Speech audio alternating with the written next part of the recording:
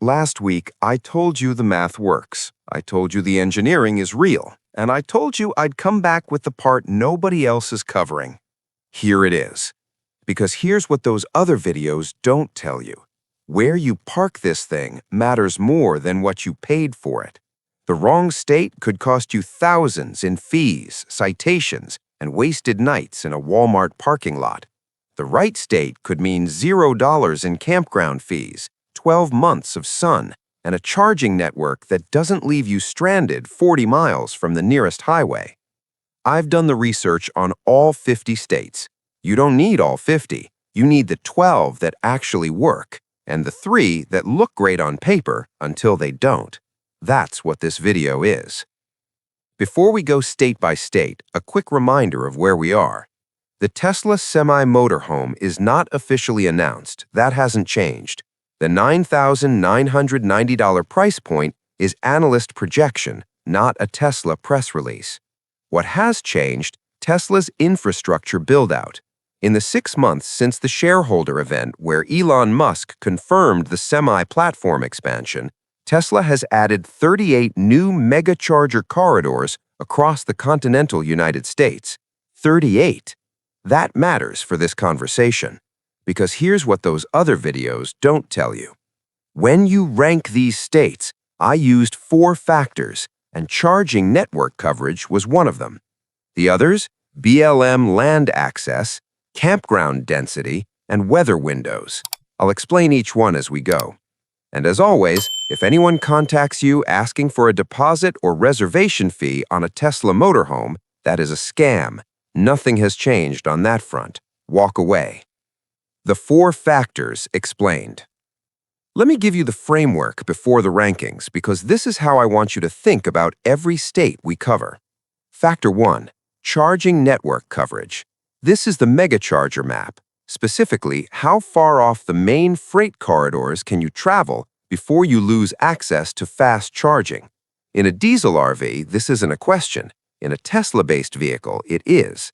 I'm scoring each state on a 1 to 10 scale. A 10 means you're covered almost anywhere. A 3 means stay on the highway or you're calling for a flatbed. Factor 2, BLM land access. Bureau of Land Management land is free, up to 14 days per site. No hookups, but with 220 kilowatt hours on board and a solar roof, you don't need them. The western states have massive BLM access. The eastern states have almost none. This factor alone reshapes the entire map. Factor 3, campground density. How close is the nearest option when you want a full hookup, shore power, water, dump station? Campground-dense states give you flexibility. Sparse campground states mean you're planning your week around your dump station. Factor 4, weather window. How many months per year can you comfortably live in this vehicle without fighting extreme heat, extreme cold, or humidity that makes life in a compact space genuinely unpleasant? A 12-month window is the goal. A 6-month window means you're a snowbird, not a full-timer. Got it? Good. Let's start with the best. The 12 best states. Number 1, Arizona. This is the top of the list, and it's not close. Arizona has 12.8 million acres of BLM land. 12.8 million. Quartzsite alone, a small town in the western desert, hosts more than 1 million RV travelers every winter season. The solar conditions are the best in the continental United States, and Tesla's megacharger network runs clean corridors along I-10, I-40, and US 93. The weather window is 10 months. June and July are brutal if you're at low elevation. You go up. Prescott sits at 5,400 feet and averages 85 degrees in July. Flagstaff at 7,000 feet runs even cooler. Charging, 8 out of 10. BLM access, 10 out of 10. Campground density, 9 out of 10. Weather window, 10 out of 10. Cost to live here for a month? I ran the numbers. 2 weeks on BLM land, 2 weeks at a full hookup RV park outside Tucson. Total out of pocket, $420. That includes electricity. Number 2, New Mexico. Everything Arizona has at lower density and lower cost. The Jornada del Muerto corridor is almost entirely off-grid capable, with the solar roof running at full capacity 9 months out of 12. Campground fees run 20 to 30% cheaper than Arizona. The Tesla megacharger situation along I-25 and I-40 is solid. The weak point, rural eastern New Mexico, has charging gaps. If you're sticking to Albuquerque, Santa Fe, Taos, and the Rio Grande corridor, you're fine. If you're heading into the high plains towards Roswell, plan carefully. Charging, 7 out of 10. BLM access, 9 out of 10. Campground density, 7 out of 10. Weather window, 9 out of 10. Number 3. Nevada. Laughlin, Boulder City, Pahrump. The entire southern Nevada corridor is solar paradise, with campground infrastructure built for exactly this kind of living. BLM access is extraordinary. Nevada is 85% federally managed. 85%. The megacharger situation is strong along US 95 and I-15 near Las Vegas, where it thins the central and northern Great Basin. If you're traveling between Reno and Elko, there are stretches where you are planning stops carefully. Charging, 7 out of 10. BLM access, 10 out of 10. Campground density, 8 out of 10. Weather window, 8 out of 10. Number 4. Texas. Hill country and Gulf Coast. Texas is enormous, which means it's 2 different states depending on where you are. The hill country, Fredericksburg, Caryville, Marley Falls, is excellent, lower cost than the coasts, strong campground density along the Colorado River corridor, and Tesla's Texas Gigafactory presence has accelerated charging infrastructure along I-10 and I-35. The Gulf Coast, from Corpus Christi to South Padre, gives you a January weather window that is genuinely hard to beat. Highs in the upper 60s. Shore power at coastal RV parks is cheap. Seafood is cheap. Life is slow. No state income tax. That stays on the list. Charging, 7 out of 10. BLM access, 3 out of 10, limited federal land. Campground density, 9 out of 10. Weather window, 8 out of 10. Number 5. Florida. Florida looks obvious, and it is. The campground density is unmatched anywhere in the country. The weather window for October through April is perfect. Charging infrastructure is mature along I-75 and I-95. The caveats: Florida summers are not livable in this vehicle without significant shore power for air conditioning. June through September, you need full hookups. The Tesla's HVAC system is rated for the load, but at a cost. Your electricity bill in a Florida August at a full hookup park will run $150 to $200 for the month, still a fraction of rent anywhere in the state. No state income tax. That stays on the list. Charging, 8 out of 10. BLM access, 1 out of 10, almost none. Campground density, 10 out of 10. Weather window, 7 out of 10. Number 6. Utah. Moab, Zion, Capitol Reef, Bryce Canyon, Arches. If you're willing to move every 14 days, which BLM requires, Utah is the most visually extraordinary place you can park a vehicle and call it home. The BLM access around Moab alone covers hundreds of dispersed camping sites within 30 miles of town. The charging situation along I-15 and US 89 is workable. The gaps open up in the southeastern canyon country. You are not driving a Tesla semi-motorhome down the Schaefer Trail. You're parking at the trailhead and hiking, but that's fine. That's the point. Charging, 6 out of 10. BLM access, 9 out of 10. Campground density, 7 out of 10. Weather window, 7 out of 10. Number 7. Colorado. Colorado's strength is the shoulder seasons, May through June and September through October. The temperature is ideal. The campgrounds along the Front Range are well maintained, and the charging network between Denver, Colorado Springs, and Pueblo is solid. Summer at altitude is perfect. Winter at altitude is not this vehicle's friend unless you're staying at low elevation. The battery management system will handle the cold, but your range drops in sustained freezing temperatures. Plan accordingly. Charging, 7 out of 10. BLM access, 8 out of 10. Campground density, 8 out of 10. Weather window, 6 out of 10. Number 8, California, Southern and Desert. I'm driving line at Bakersfield. Southern California and the Desert California, Andhra Borrego, Joshua Tree, Mojave, have everything you need. The charging network in California is the most mature in the country. BLM land in the desert is accessible. The Salton Sea region has free camping that costs nothing and offers a kind of sharp, quiet beauty that's hard to describe. Northern California is complicated. The coast is beautiful and expensive. The campground reservation system is competitive. The highway network has charging, but the rural counties do not. Southern California only. Charging, 9 out of 10. BLM access, 7 out of 10. Campground density, 8 out of 10. Number 11, Tennessee. Tennessee earns its spot for The 3 states that will hurt you. Let me be direct here. I'm not saying avoid these states forever. I'm saying if you're planning to use the Tesla Motorhome as your primary residence and you haven't thought through what I'm about to tell you, these states will cost you money you didn't plan to spend. State to watch number 1, Maine. Maine is stunning, I know.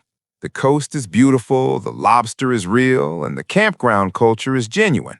But here's what no one tells you. The megacharger network in Maine is concentrated along I-95 between Portland and Augusta. North of Augusta, anywhere toward Acadia, the Bold Coast, or Aroostook County, you're in charging gap territory. In a vehicle this size, with this battery capacity, a charging gap isn't an inconvenience, it's a planning emergency. Add to that, Maine campgrounds close between October and May. If you're full-timing and you get caught in a shoulder season, your options thin dramatically.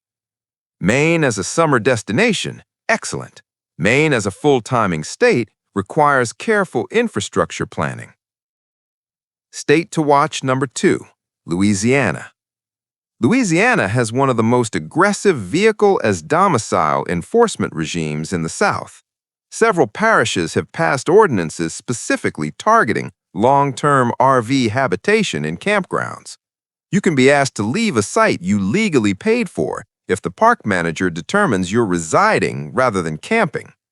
The distinction is vague and inconsistently enforced, but when you're living in your vehicle full-time, vague and inconsistently enforced is not a comfortable situation. This is a legal environment issue, not a charging or weather issue. The charging infrastructure along I-10 is fine. The weather window is good 8 months a year. But the regulatory friction for full-timers is real, and you should know it before you park there. State to watch number 3, North Dakota. I'm putting this here not to embarrass North Dakota, but to be honest. The charging network does not support a vehicle this size in the western half of the state. The oil patch towns along US 85 have essentially no megacharger access. The weather window for comfortable living is 5 months if you're generous about it. BLM land exists, campground infrastructure is sparse, and the isolation, which some people genuinely love, means that if you have a problem, help is far away. If you have deep roots in North Dakota and this is home, then home is home. But as a destination state for retirees evaluating the Tesla Motorhome lifestyle, the infrastructure simply isn't there yet. The real monthly cost, state by state. Let me run the numbers so you can see exactly what each of these states costs in practice. I'm using a single scenario. Retired couple, both on Social Security, combined income of $3,400 per month. They've purchased the Tesla Motorhome at $9,990, financed over 36 months at the estimated Tesla financing rate, which puts their payment at approximately $285 per month. They are full-timing. Arizona, optimal scenario. 14 days BLM plus 14 days RV park outside Tucson at $38 a night. Electricity, $65. Solar covers most daily use. Hookup supplements. Motorhome payment, $285. Groceries, fuel for errands, and incidentals, $600. Total, $1,483 per month. Remaining from $3,400 Social Security, $1,917 unspent. Florida, October through April. Full hookup RV park near Sarasota, $52 a night, electricity included in site fee. Motorhome payment, $285, groceries and incidentals, $650, total $2,495. Remaining $905, still unspent. Tennessee, State Park full hookup, $38 a night. Electricity, $90. Motorhome payment, $285. Groceries and incidentals, $600. Total, $1,835. Remaining, $1,565. Unspent. Compare that to the national average rent for a one-bedroom apartment, $1,560 per month, before utilities, before maintenance, before the lease renewal that goes up another $150 next year. The math is not close. The snowbird strategy. Here's what the smart money does, and I mean that literally. I spoke with 3 retired financial planners who have looked at this vehicle concept seriously, and they all landed on the same framework independently. You pick 2 states, a winter state and a summer state. October through April, Arizona, southern Texas, or Florida. Warm, solar-rich, campground infrastructure mature. May through September, Montana, Colorado, Oregon high desert, or the Carolinas. Cool, scenic, lower campground density but more available. You follow the weather like the retirees who have been doing this in diesel RVs for 40 years, except you're doing it in a vehicle that costs less than a year of rent, runs on energy your roof generates, and improves itself overnight while you're sleeping. This is not a new idea. It's a very old idea with a completely new vehicle underneath it. The domicile question. I want to address something because several hundred of you asked about it in the comments. If you're living in this vehicle full-time, you need a legal domicile, a state you call home for tax, voting, and vehicle registration purposes. The 3 states most commonly used for full-time RVers are domicile. South Dakota, no state income tax. Rapid City has a mail forwarding service infrastructure built specifically for full-timers. You establish residency with 1 overnight stay and a visit to the DMV. Straightforward. Texas, no state income tax. The process is slightly more involved than South Dakota, but the state is more familiar to most people considering this lifestyle. Florida, no state income tax, strong legal protections for vehicle domicile residents, established full-timer community infrastructure. South Dakota is the most popular for a reason. I'm not a lawyer, and you should talk to one before you make this decision, but this is where the conversation starts. Here's what we know. The 12 states I covered today have the infrastructure to make this work. Arizona, New Mexico, and Nevada are the top tier for full-timing year-round. Florida and Tennessee are the top tier for campground-dense alternatives if you want the eastern half of the country. The 3 states I flagged, Maine, Louisiana, and North Dakota, are not impossible. They require more planning and carry more risk. Know that before you go. The monthly cost math remains compelling in every scenario I ran. Even in the most expensive option, full hookups in Florida at $52 a night, you're spending less than the national average one-bedroom rent. The vehicle is not officially announced. The price is analyst projection. The charging gaps are real, and anyone asking for a deposit right now is running a scam. But the lifestyle this vehicle enables, that part is already real. 1 million people are living it right now in diesel RVs that cost 4 times as much, burn fuel you have to pay for, and don't improve themselves overnight while you're sleeping. The Tesla version of this is a hardware upgrade and a financial reframe. When it arrives, and I believe it will, the question won't be whether you can afford it. The question will be, why did you wait so long? Which state on that list surprised you most? And if your state didn't make the top 12, tell me why you think it should have. I'm reading every comment, and your responses are shaping part 3. What's your biggest concern about the state you'd most want to live in? Charging? Campground availability? The domicile question? Drop it below. One line is enough. If you're not subscribed, hit that button now and turn on notifications. Part 3 is going to cover something nobody in this space is talking about yet. What happens to the resale value of traditional RVs when this vehicle launches? The ripple effects are significant, and if you own an RV right now, you need to understand what's coming before it arrives. Next week, the traditional RV collapse. What a Tesla Motorhome launch does to the resale value of every diesel rig on the road today. If you own one or you're thinking about buying one as a bridge option, watch before you sign anything.